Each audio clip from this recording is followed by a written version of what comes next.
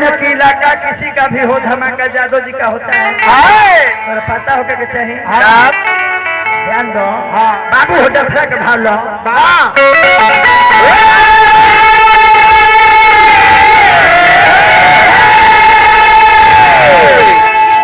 और की चोली में जो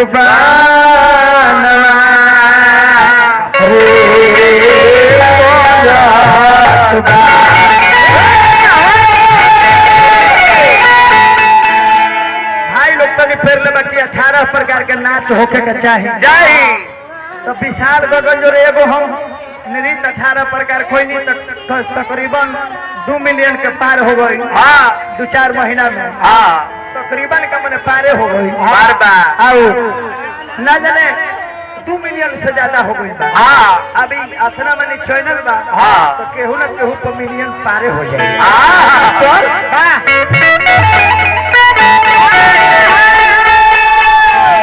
हाल चली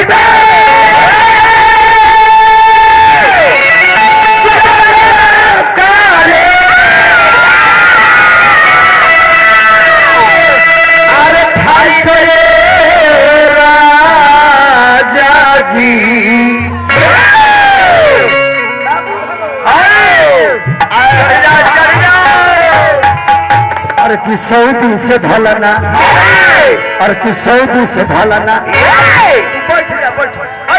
बैठो हम अकेले दिखा दे। पहला नंबर में और कि सऊदी से भलना।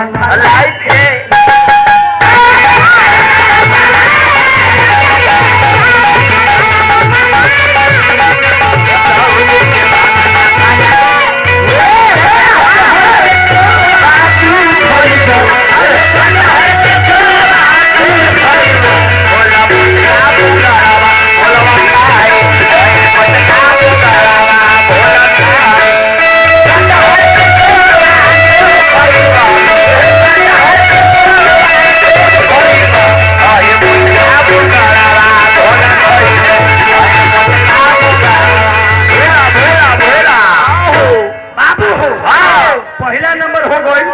दूसरा नंबर में हमने के गोल बा अरविंद सिंह अभियंता दोनों गोल से लागल हम।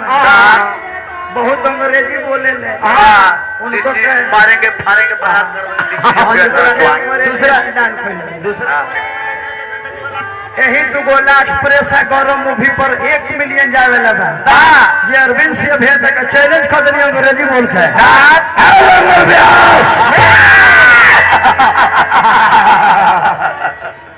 तो लंगर जी कैसे ना चले और कि जहिया से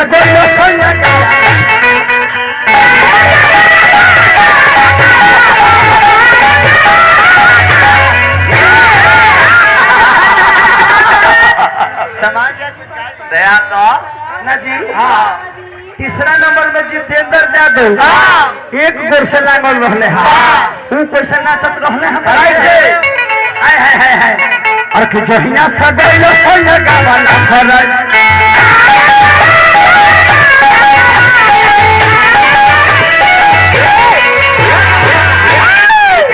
खूब खेलते दीजिए घोड़वा के।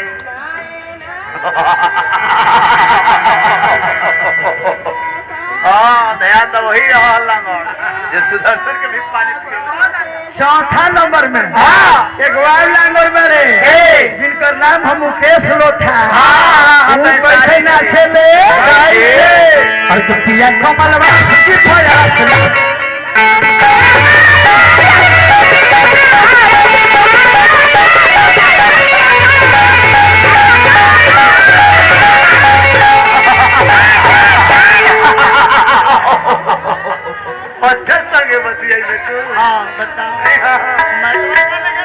मंडवा खा जाइबो। ध्यान दो। चौथा नंबर में सुरेश तिवारी जी। वो कैसे नाचत रहल जिनका के रुख व्यास कहल जाला। आय हाय हाय हाय और पिया कमलवा की प्रयास।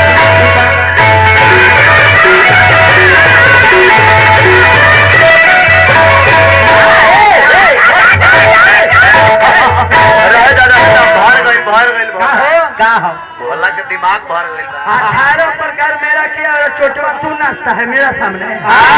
मुँह आने लगा। हाँ जी हमारे से सीखते हैं।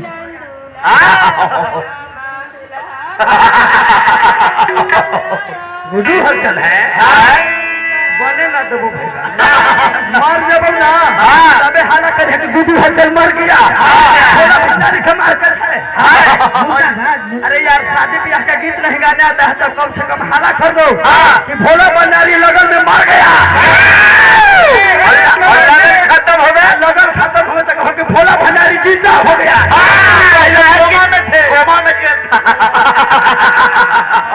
पागल कहीं के देखा तो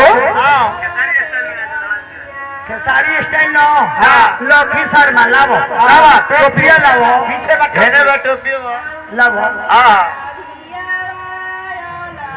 लखी शर्मा जी भगवान शर्मा जी टोपी कैसे पहनते थे? कैसे?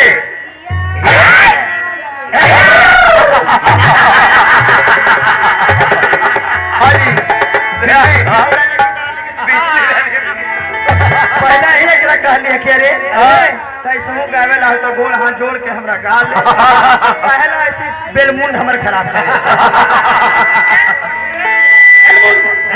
तो भगवान शर्मा कैसे नाचते थे? गीता रानी या फारो रानी के बीचों में जाके कैसे अरे पीला परदेश जाके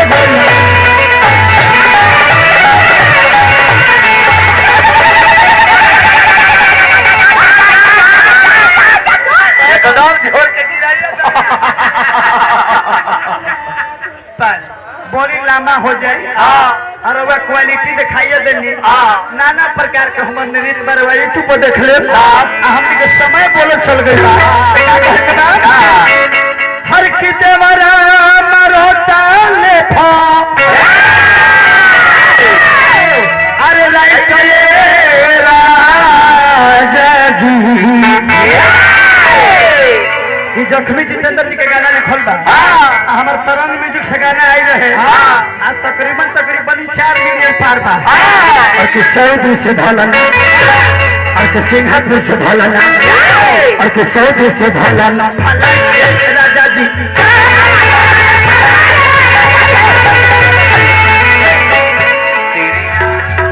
सिया राम जानकी बैठे मेरे सुन